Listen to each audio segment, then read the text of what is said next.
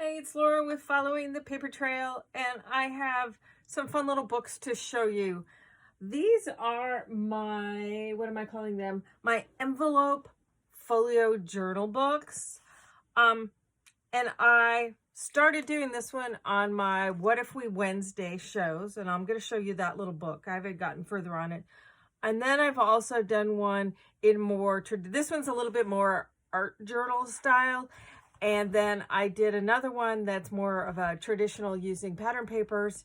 And then I've done one that's got a slightly different inside to it. So let's start out with the first one that we've been working on during my live shows.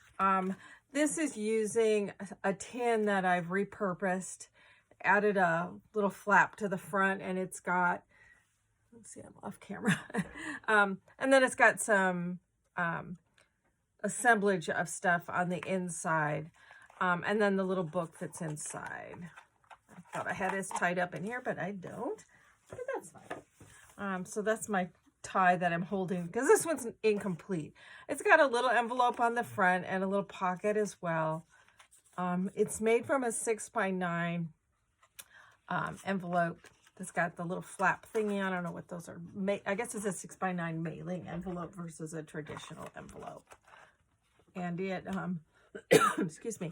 So inside, it's got a pocket here at the cover. The envelope that I put on the front, I made it into a flap.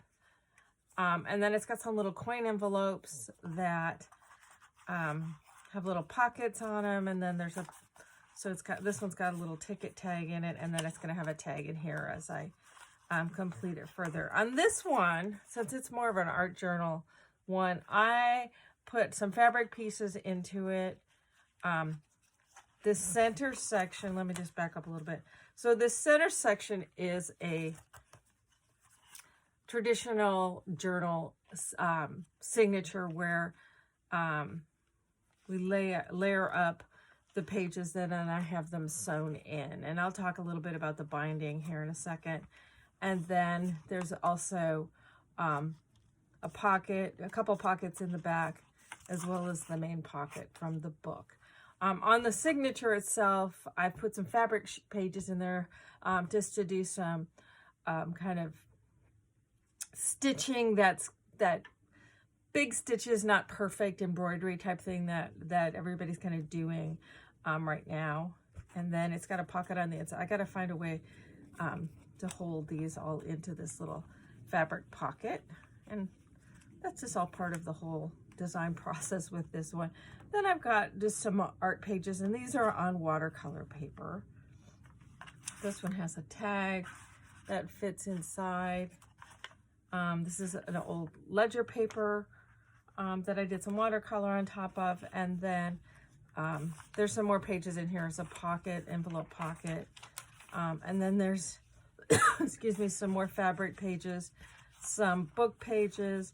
I left the stitching floss that I used. I put a little tag on it. Again, another fabric page and some other pages. And I'll just be going through these and adding, on the fabric pages, add some stitching to them, and then some painting and whatever kind of art techniques I want to. And we'll continue to work on this for another couple times on my live shows on Wednesdays. But I have a hair appointment today, so we're not doing a live. This is a Wednesday. We're not doing a show today. So I'm just going to show this video. So anyway, so exactly the same setup as this one, but done in a much more traditional paper fashion, traditional scrapbooking type of paper, but it's set up the same way. Now with this one, I didn't do any inking of any page edges. I just was using some pattern paper that I've had in my stash for years. It was a 6x6 pad, and I used basically the whole pad. Again, it has the envelope on the front, just like this one did. I did a little string and button wrap to the front. There's a pocket here. Oh, I did make it. I forgot to do the tag that goes in this little pocket right here. It's got a tag that goes in this front pocket, but I forgot that little guy, so I'll have to do that one. So close that up. And this one I didn't make it. On this one I made this hinge, so it's a flap. On this one I glued it down in an L shape so that a tag fit in it. Now, instead of inking the edges of everything, what I did on this is I just ran with a black gel pen, just a line around the edge, just to kind of give a finished edge around things. So I did that on pretty much everything. So anyway, that fits in there.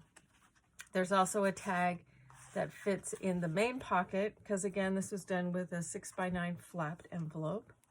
Same little coin envelopes here at the front. So it's got some just little tags that fit in. And I haven't decided yet what I want to do on all these little tags. They could be little photos if you wanted to. You could put little sayings on them. I don't know. I haven't decided yet exactly what I want to do on them. But we'll figure that out. Excuse me. So then this section is the same thing as I did in the original one, where this is some journal pages. And then the back, again, I have an envelope. Got a pocket here. And then inside of this one has one in the pocket. Now I made this one a pass-through pocket. And this has a tag inside that envelope. And then this wraps and closes that. On this, I just did these all out of craft, and I did 3 sheets, which made 6 pages, and then I had one envelope in the middle, so that made 2 pockets. Given how fat this came out, I wouldn't do it with any more pages. Though on the, I will have a tutorial for both this version and the second version I'm going to show you. I showed how to make this one on my last live, so you can go to that. But if you prefer to have all the dimensions, etc., all written down in a video that is just showing just how to assemble this without all of the extra chat, etc., then I do have an inexpensive tutorial to make both of these in this smaller version. I'm also working on a larger version, which uses a large shipping envelope that has some extra pages and such in it. And I'll have that one coming up soon, but I wanted to get this smaller one out. So on this first page, it's got a large tag that fits under a little flap and tucks into a little corner, and then a little smaller tag as well. Did the same sort of thing. Larger tag, smaller tag, little tag fits under a slip here. And you can kind of do what you want to do on all these. If you wanted to have photos in here, then you could leave off some of this embellishment. I'm doing the tags, as I said. I think I might do some quotes or sayings on most of the tags. And then the paper is just so pretty. It kind of just shows off the paper. Little tag there. This has got a pocket that I need a tag in. I'm realizing how many tags I missed. This is a number 10 envelope that's split in half, and then the ends are cut off, and that's what the little pockets are at the front and back. This one I did a little flapped tag that fits in and flaps over. Has a little tiny tag on the back. This one has a double tag in it, as well as a little tag with a little tuck spot. Get it there straight. And then on this side, I've got a little tuck slide with 2 little tags, a little pocket with some tags in it. Now, I made all my tags. You obviously can use a pack of embellishments that you may have that coordinates with your paper and use that. Or, you know, whatever you can find or want to use for your little tags. Again, a little pocket with some tags in it. Here's the other half of the envelope with a regular little tag that fits in it. Little guys. This is just such cute paper. It was very summery kind of feel to it. So you can see there's any number of things that you can do to add to it. But it did make it a little bit of a chunky monkey. And the flap, I'm just going to hold that tight on there. And then this just wraps around. And the instructions for making this, as well as written stuff with photos from this album, as well as all of the dimensions, are going to be available in that tutorial if you want to purchase it. This version, as I said, is also on my YouTube's video, so you can get it from there. And I give you the dimensions, but if you prefer to have them written, I do have the tutorial that has both this version and a second version, which is assembled essentially the same way, except that rather than a stitched signature in the middle, this has an envelope page in the middle. So if you prefer a more traditional scrapbooking style, then this may be more of the kind of version that you want. This has a standard 6x9 envelope rather than the one with the flap. So it doesn't have this flap on it. It's just a 6x9 straight envelope. And I left the cover of this one blank because I like this paper. You could also put an envelope on the front of here. Now I cut the ends off so that there was a tag in the front and the back. And then I put an envelope, excuse me, on the inside. So it's got all sorts of little tags. And again, I did it in an L shape so that there was the larger tag to fit behind. Then the same as I did with the little coin envelopes, I did the same thing on this, except I put one here in the front and then another one here in the back with that same size envelope. And so it's got the little tags in it. It's got a little tag inside of here, inside the envelope. And then I used this to close everything with just a tie there at that front.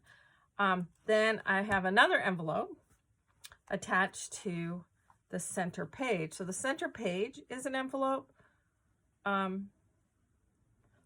with it's divided so that it has multiple tags that fit inside of the page. And then it's got an envelope that has a flap on the front and the back that holds a tag. And then it has multiple tags in, so that they attach the two halves of the envelope attached together, and then it's divided so that it has multiple spots for all these tags. So you can have the smaller tags that fit in the center section, and then the larger tags that fit in the main body of the envelope. So get a lot of tag space in this page. So this page is in lieu of having the signature. And then on the back, I done that the same as the front here, where I've got the little coin envelope, a little tall tag, tag inside, tag behind, and then the back where I've got the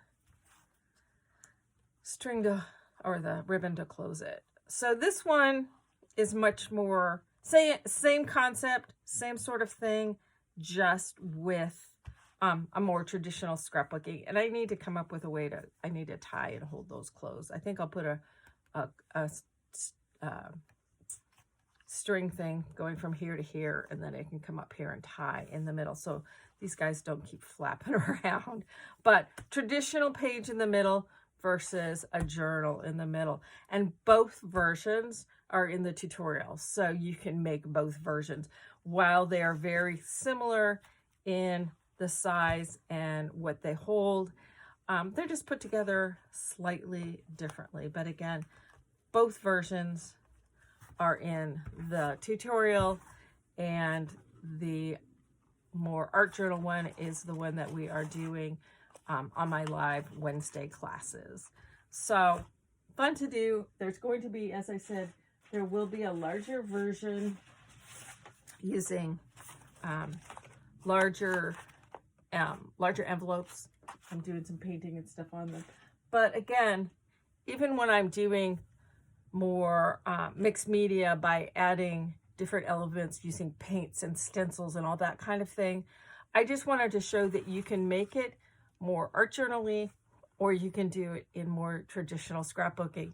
So for those of you who are concerned that I've gone art journal and that's not something that you want to either attempt or invest in or any of that kind of thing, we all have big stashes, I know. So you can do the same sort of thing, just with a more traditional look of just matting your papers rather than painting and stitching and all that kind of good stuff. So I just want you to know that the versatility of these projects that I have now and coming up in the future can span both. And I'm going to be trying to show you how you can do it either in a more journal fashion or a more album fashion with the same concept for the book. So that's kind of where I am in terms of books moving forward. And so I hope that you're willing to kind of play along, whether you want to do art journaling, traditional journaling, or traditional mini album. Kind of fits the bill for all of it. So hope you enjoyed it. Thanks very much.